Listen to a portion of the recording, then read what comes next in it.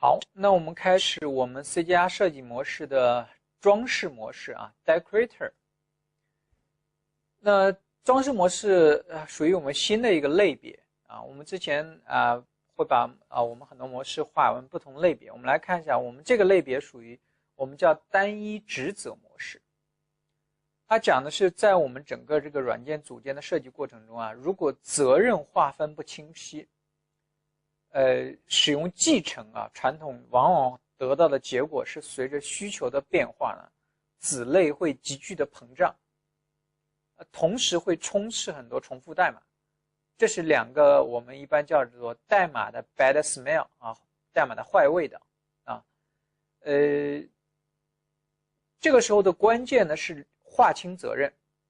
当然了，就像我们其他的模式一样的道理，我们说这两个模式呢 ，Decorator 模式和 Bridge 模式呢，我们把它划到单一职责模式里边，是他们在责任的问题上表现的特别突出，但这不意味着其他模式没有责任问题啊，只是说这两个模式在责任上表现的极其突出，特征非常明显啊。好，我们直接来看我们这个 Decorator 模式，那我们刚才讲，就是过度的使用继承来扩展对象功能会出问题啊。当然，我们还是要谈代码，对吧 ？Show me the code 啊。首先呢，我们这一个设计场景啊，是我们在设计一个I/O 的库啊，就是一些流操作啊。那针对流操作呢，我们首先是我们有很多流的需求，比如说我们有文件流，有网络流。有内存流啊等等，那我们也有一些，比如说对流进行加密啊，对流进行一些这个缓存啊等等各种各样的操作啊。所以这个时候呢，我们首先会想到，流的设计呢，可能我们很快就提出来，那是需要有一个基类，对吧？这个基类呢，我们说，那有比如说像 read、像 seek、像 write 这样一些公共操作。我们作为纯虚函数放到这样一个stream 基类里边 ，OK。然后呢，我们再来看文件流。文件流的设计，当然我们说，我们去继承它，然后呢，我们去 override 这样一些函数，我们就去读文件定位文件流、写文件流等等。网络流其实做法也是类似network stream 然后继承它，然后去 override 这些虚函数到内存流也是这样的做法。然后我们再来看，当我们要去考虑加密的操作的时候，我们就会发现，我们需要对流首先有一个主体的操作，我们才能加密。我们很难说就是一个流直接进行加密。我们比如说我们这里面就考虑出来，就加密文件流，我们要对文件流进行加密。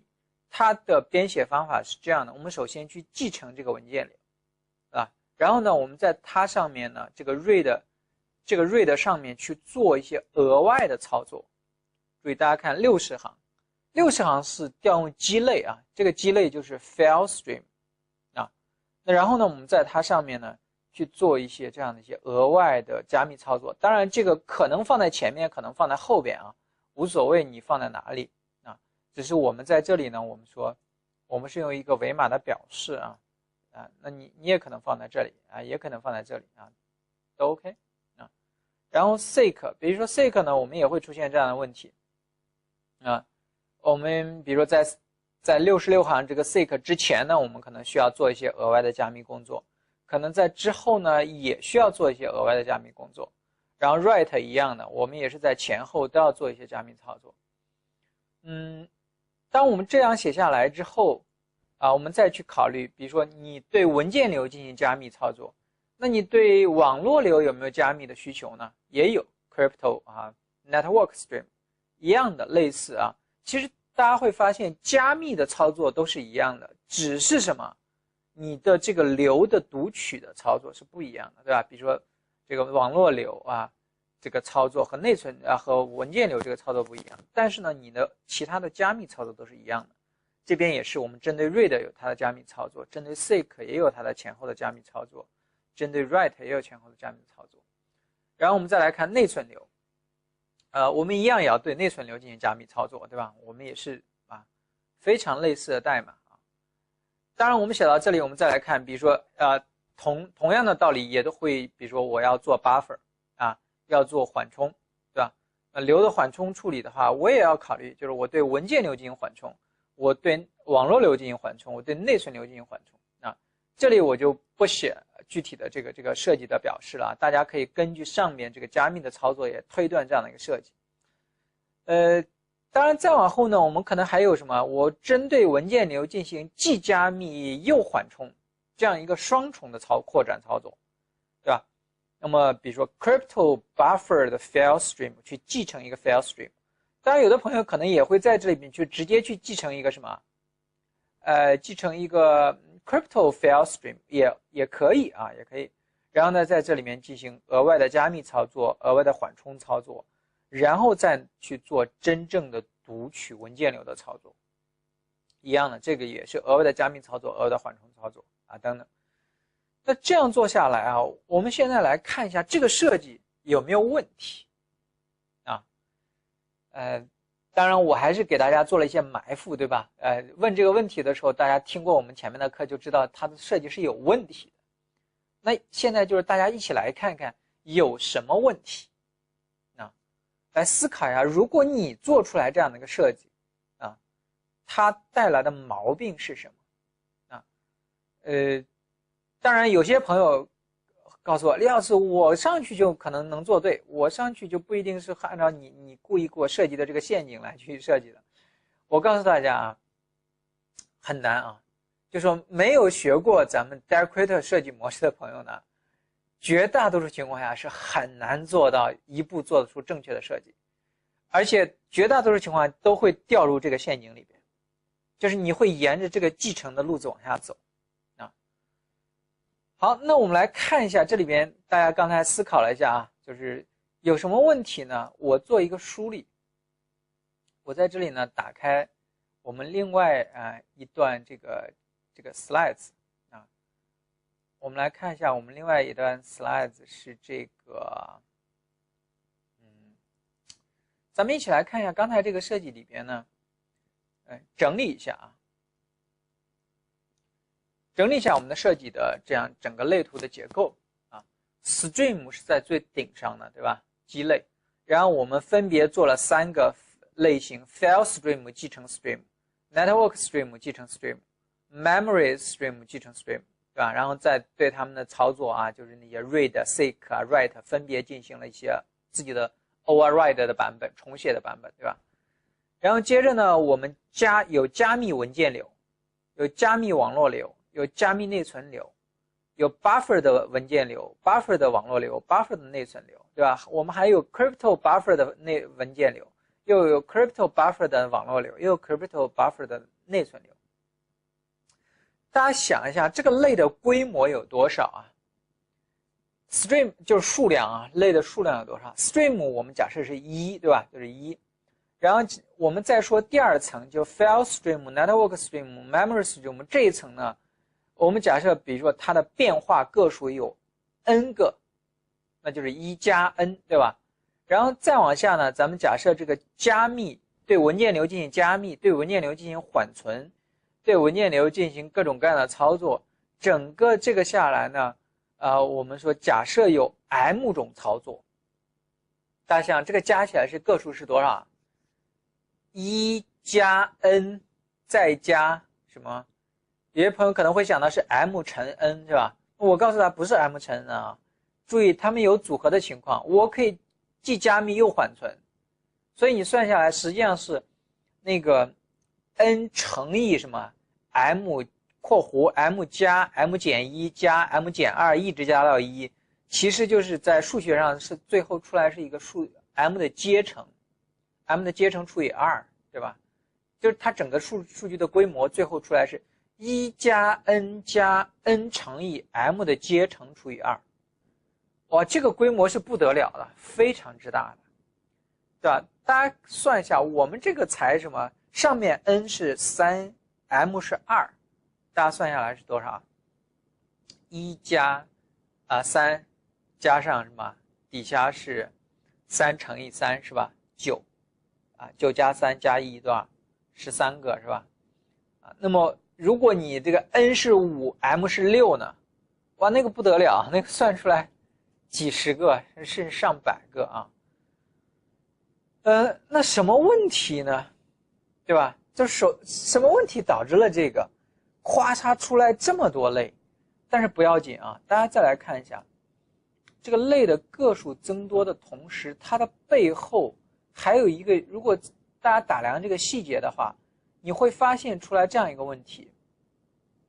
我们来看加密文件流59行这个地方啊，和加密网络流和79行，再和98行，这个其实是一样的，都是对 RAID 的一个加密操作，对吧？59行不和79行以及我们说98行不会因为你这个 RAID 的不同而不一样。你的 RAID 60行的 RAID， 对吧？你是 File Stream 的 RAID 和你 Network Stream 的 RAID 出来的东西，我针对你进行加密的时候是一样的加密操作。所以大家如果真正去写代码的时候，你会发现这里面有代码冗余，就是代码是一模一样的，59行、79行、98行，对吧？那一样的啊。然后你再看 seek 底下的加密操作，也会发现它们也是一样的。然后你再去看 write 的底下，也会发现它们也是一样的。那我们说了一样的代码，大家如果看那个马丁福勒那本重构的非常经典的一本书 Refactoring， 对吧？就是我们之前给大家在设计模式之前推荐那本书。那你看重构的话，你就能看出来这些问题，对吧？这就是什么典型的 bad smell， 代码在大量的被重复。重复就要消除重复，对吧？消除重复，我们来看看我们用什么办法。这就是我们现在重构就有找着点了，对吧？找到具体的重构点。好，重构的时候呢，我们为了便于大家课后的复习啊，我们这里呢把这个代码呢做一个复制啊，然后呢我们写成2 decorator 2，我们在第二个版本上去对它进行重构啊。好，大家想一下，我们这个怎么重构呢？我们现在已经找到重复点了，对吧 ？Crypto File Stream 和 Crypto Network Stream 以及 Crypto Memory Stream 是重复的。大家想一下，这个呢，它们的不一样在哪里？只有60行和80行。但是60行和80行是完全不一样吗？其实也不是，只是一点点不一样，对吧？它们实际上 read 的规范都是一样的。所以这里边大家想一想啊，它是 file stream。假设我现在把这个东西，注意看啊，瞪大眼睛看啊，这个时候一定要，我们把这个继承扔下来，放到这里。好，假设我这儿继承放成了一个字段 stream 这样一个字段。注意啊，大家仔细看啊。然后呢，我把 network stream 这里刚才那边多放了一个冒号是吧？好，这个地方呢，我也放成一个一个的字段。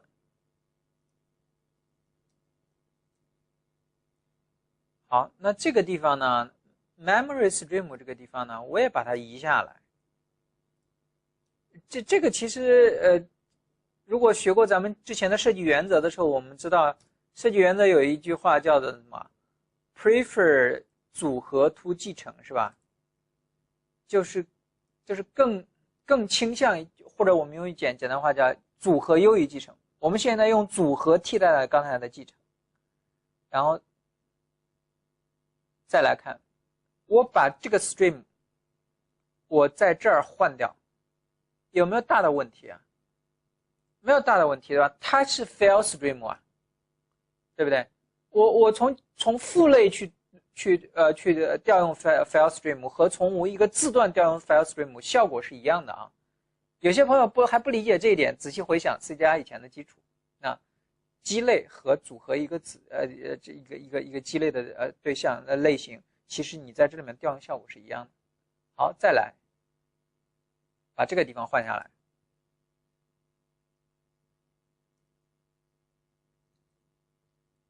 再来把这个地方也换下来。好，当一换到这里，有过多态训练、有过多态意识的朋友，慢慢就意识到了，哇，越来越像了，是吧？越来越接近了啊！再看57行和79行这个地方，是不是极其接近啊？和100行，它们的差别仅在于什么？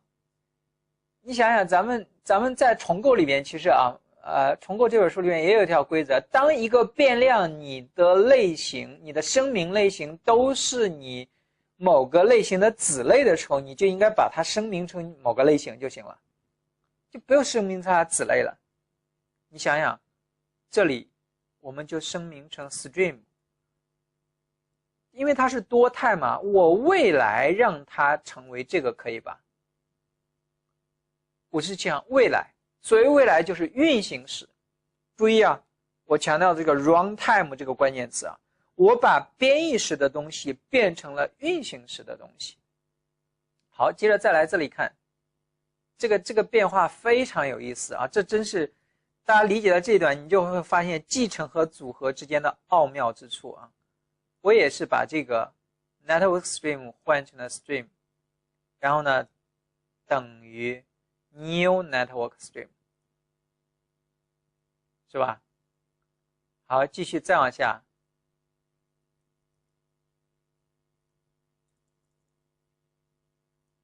对，到这里 new memory stream。 好，大家来看啊，注意，当我写到这里的时候，是不是很多朋友恍然大悟了？哇，这3个类一样了，是吧？对吧？57行这里边一样的，它们的不一样在哪里？不一样在咱们注释的那个未来，就是运行时让它们不一样，编译时让它们一样。这就是咱们设计绝大多数设计模式的真谛，就是编译时让它共复用。它的变化，它的需求的变化，都给它扔到运行时，用多态的方式来让它支持它的变化。所以你就会看到 stream 这里的 stream 和这里的 stream 全都一样了，对吧？那将来就是说，你将来 new 出来的是 file stream， 那你63行这里就是 file stream。你将来是 network stream， 那63行就是 network stream。你将来是 memory stream， 你这里面63行就是 memory stream。那一旦这样做了之后，你就会发现这仨类一模一样，只是名字不一样。那你还干嘛还要这仨类？就一个类就可以了，对不对？就合并了嘛。合并就是什么？就是消除了马丁·福勒讲的重复性，是吧？代码层面的重复性。好，我们把这个消除掉。当我们消除掉之后啊，当然这个地方咱们都给它换过来啊。都给它换过来，然后这个地方就是我就用个省略号，好吧？省略号就表示未来有各种各样的 stream 可以塞到这里来支持我的变化，对吧？同样的道理啊 ，buffer 的 stream 也没有必要这么多了，是吧？一个就可以了，而且不需要是针对 file stream， 对吧？那这里又遗留了一个问题啊。就你这样写了之后呢，你这个凭什么是虚函数啊？60行凭什么是虚函数？65行凭什么是虚函数？那你还是要遵循流的规范，你才能是虚函数，对吧？所以这里面还要去把这个再加上一个基类。注意啊，有些朋友这个地方会犯迷糊啊，会晕。就为什么这儿要加上这样一个基类呢？这个基类是为了完善这个虚函数60行的虚函数、65行虚函数、70行的虚函数的这样一个接口规范的啊，也就是 stream 这个基类定义了为 copied file stream 定义了基类的接口规范啊。当然这个地方没有必要写 file 了，对吧 ？crypto stream。注意啊，这里边发生了非常奇妙的一个变化。就是它既有一个 stream 基类，又有一个 stream 的字段啊。当然，你继续做下去 ，buffer 的 stream 你会发现也会呈现这样的一个特征。具体设计我就不写了啊，它也应该是这样的一个特征。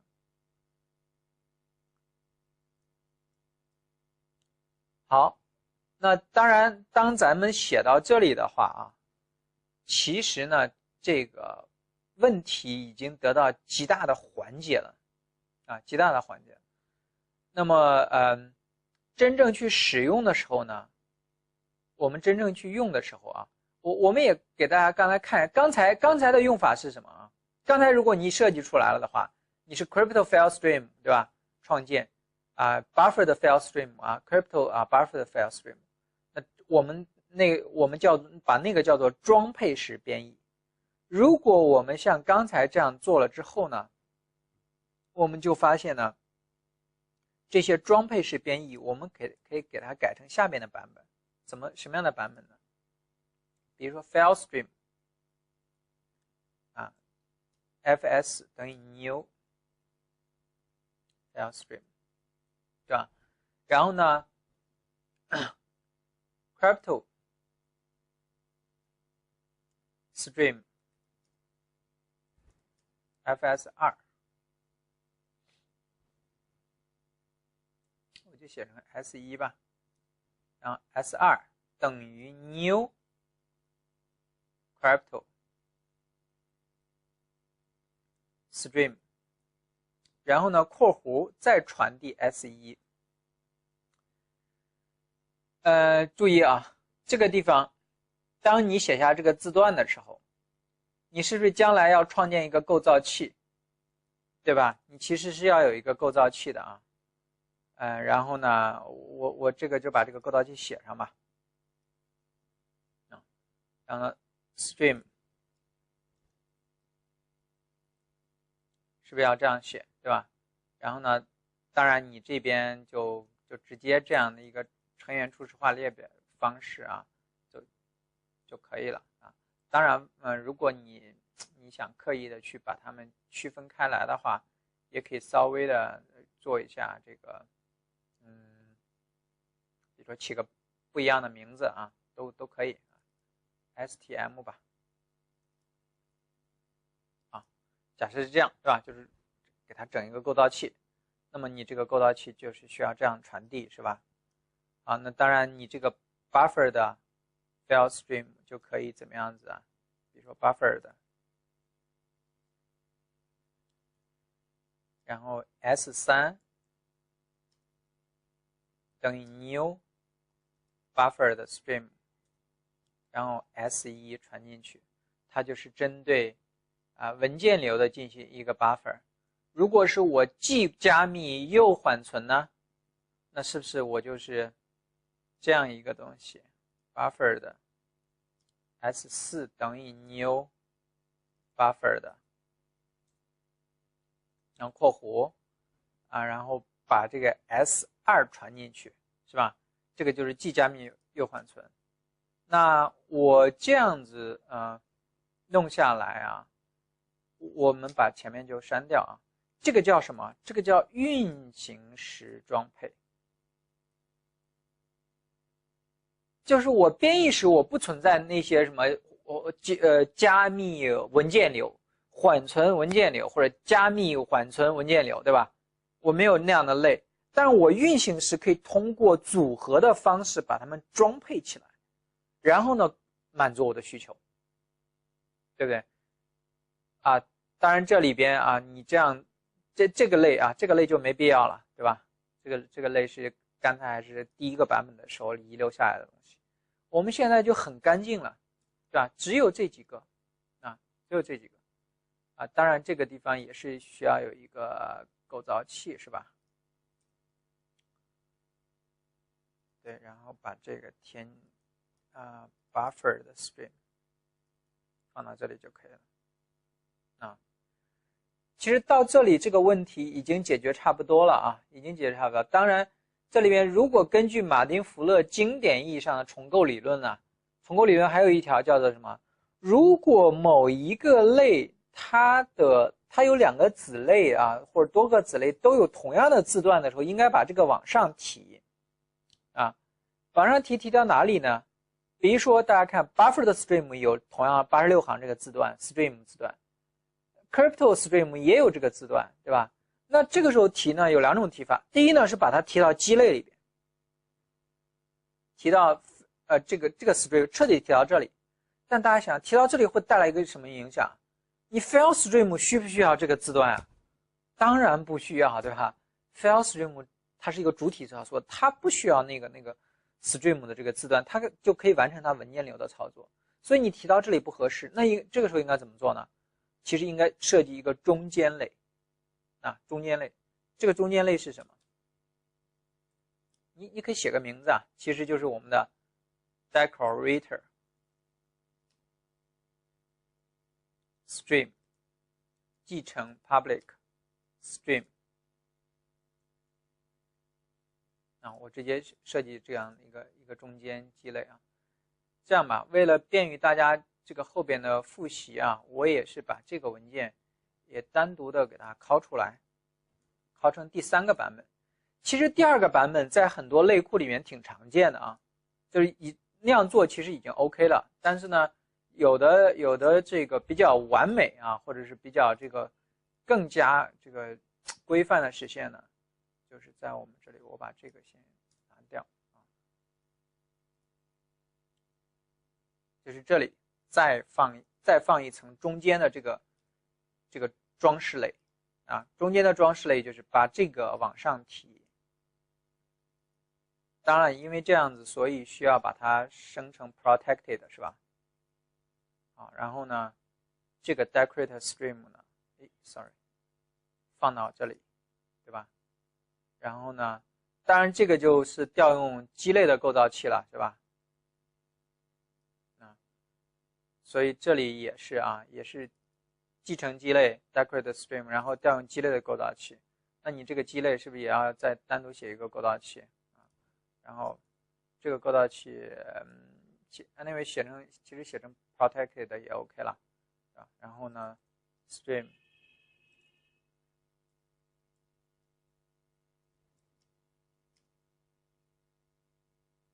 啊，然后呢这个 stream stm 好，这样就 OK 了，对吧？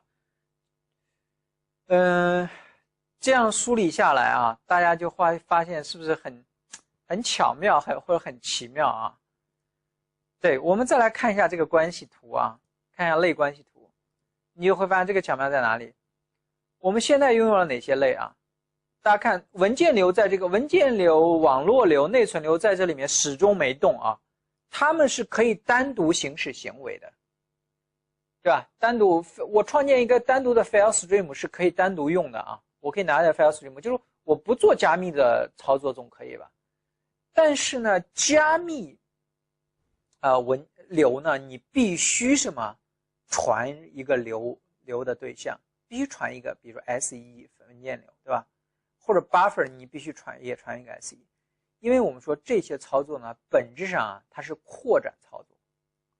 扩展操作就是你在谁的基础上再去做，这就是装饰 decorator 这个英文的含义啊。就装饰是附着在其他地上上面的一个操作，对吧？就叫做装饰操作。好，有了这样一个认识之后，咱们来看这个 slide。我们把前一幅图啊，我们说不好，对吧？我们通过我们的重构改造成了后一幅图。大家来看这幅图，这幅图 stream 不变 ，file stream、network stream、memory stream 仍然不变。然后呢，我们设计了什么 decorator stream、crypto stream 继承 decorator stream、buffered stream 继承 decorator stream。让大家再来看这个之间的关系是什么呀？就类的总数啊，类的规模，1加左边是 n， 右边是 m 的话是什么？1加 n 加1加 m。是一个加的关系，而前面是一个什么？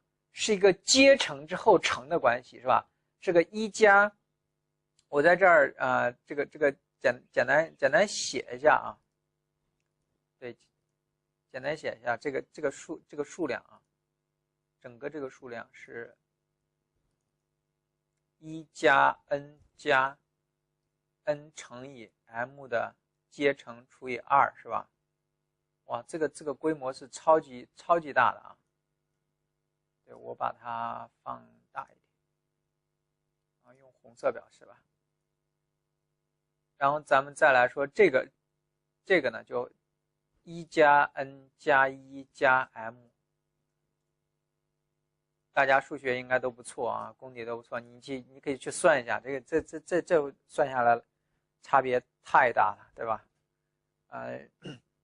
如果 n 是就是我说 n 是5 m 是6的话，哗，你算出来就是10几倍的增长啊，非常厉害。但是原因是什么？原因是你背后的很多重复代码，对吧？是由于对继承的不良使用。再回顾一下啊，我这句话，对继承的不良使用，就是我们之前是在疯狂的用继承，对吧？咱们再来看一下啊，这个大家有没有看？这个下面都在继承它，对吧？但是我们想一想，我们现在再想一想，到底这个 crypto file stream、buffer 的 file stream 是不是一定要去继承 file stream 来完成它的加密和缓存操作呢？不是的，我们发现组合更好。大家注意啊，这里边实际上这个 crypto stream 或者 decrypto stream 里边有一个指针，对吧？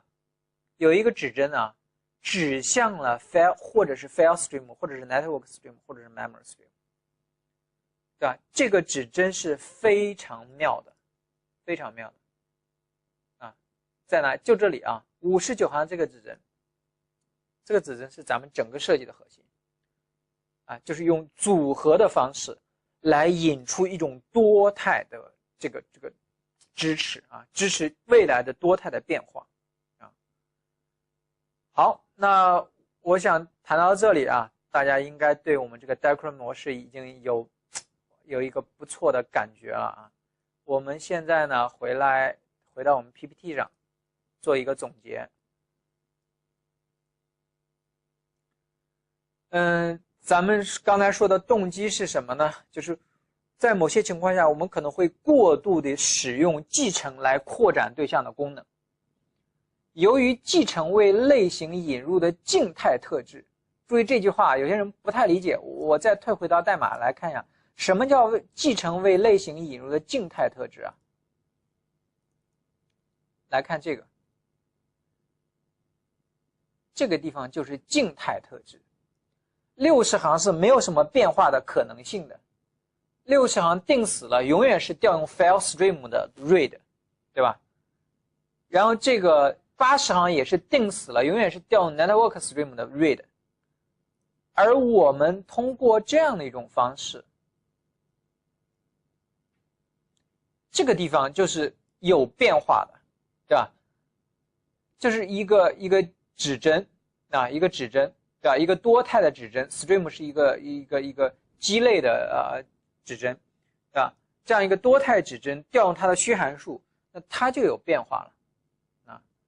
所以我们把80行叫做静态特质，把79行叫做动态特质啊。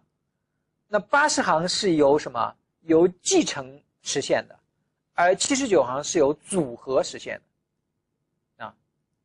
对，把握住这一点啊，就是我们讲的理论其实都是应该映射到代码上的啊，映射不到代码上的，在软件开发领域的理论不叫理论，啊。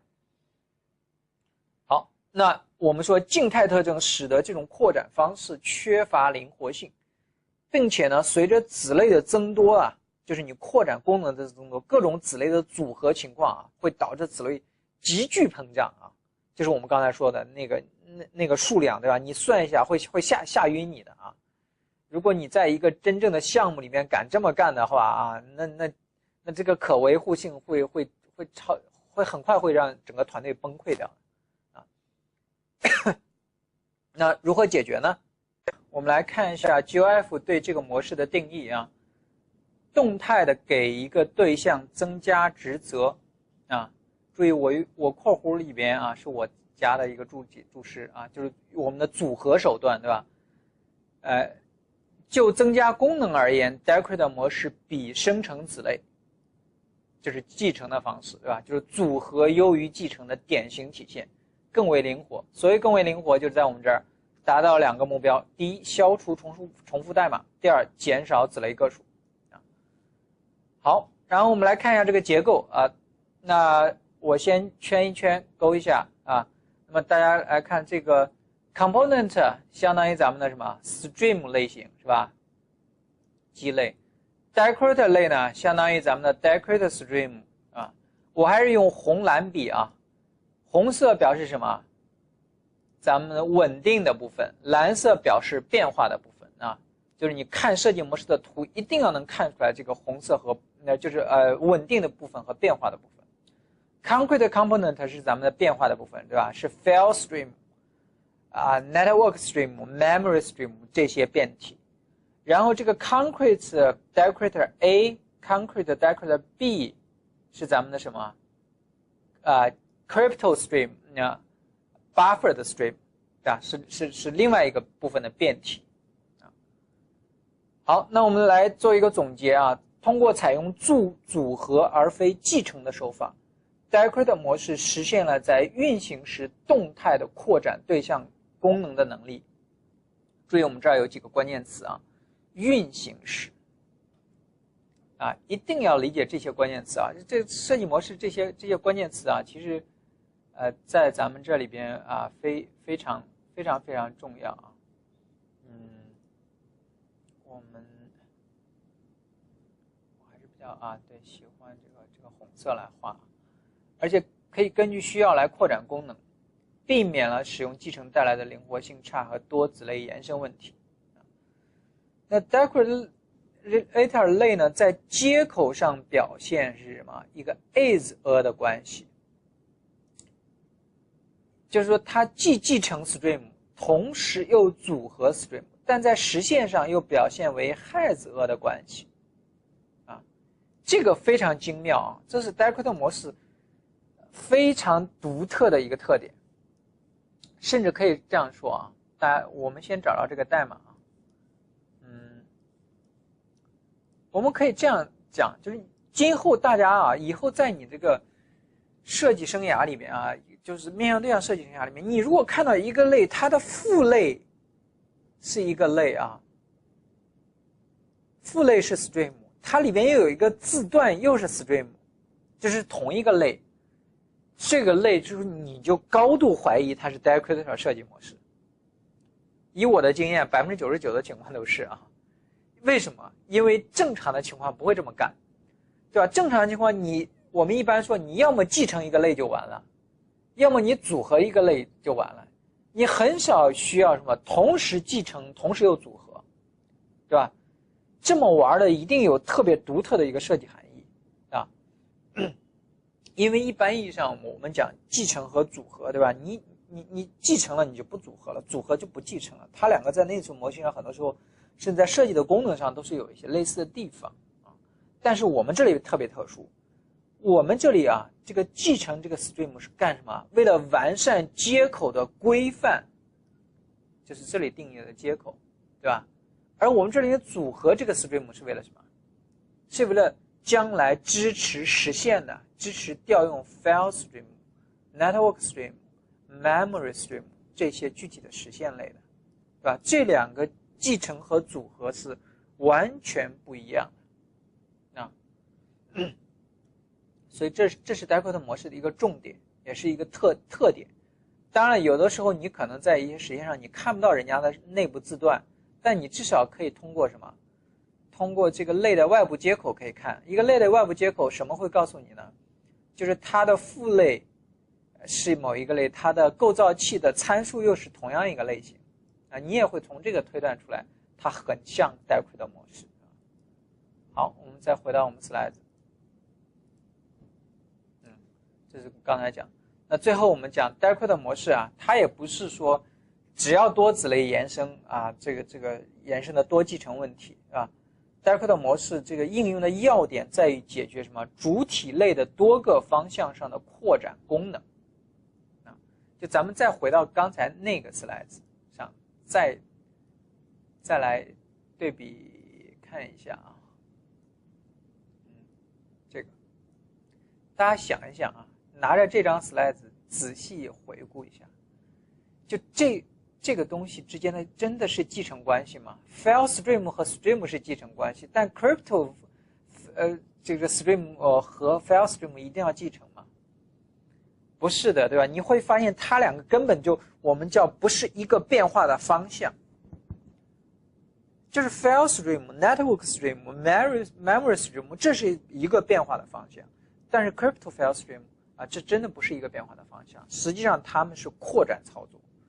它们是扩展操作，而 file stream 是主体操作，主体操作和扩展操作应该分开分支继承，就像我们第二种设计方式啊。这个 Direct 模式其实可以带给大家非常多的思考啊，就有关组合和继承的非常多的思考。好，那我们今天的这个课程就到这里啊，大家回去我建议好好把我们的这个代码研读一下。你用还原我们刚才的重构的场景，仔细思考为什么要重构，为什么用这种方法重构？实际上有些朋友可以试试别的方法重构啊，我自己试过的，因为课程时间的关系，我不能把所有的尝试都教给大家。但你尝试多种尝试之后，你发现结果真的最完美的结果还是我们今天讲的这个结论啊，所以你会，对吧？就是我们之前说你读那个设计模式这本书啊，就是我们这4位大师，对吧 ？GOF 刚 for 对吧 ？GOF 这4个大师写的书，你就有一种捶胸顿足的感觉啊，就觉得大师还是大师是吧？就是他能把你在设计上遇到的困惑，以一种特别优雅的方案给到你啊。当然，我们说他们也是总结了很多前人的经验啊。好，那我们今天课程就到这里啊，谢谢大家。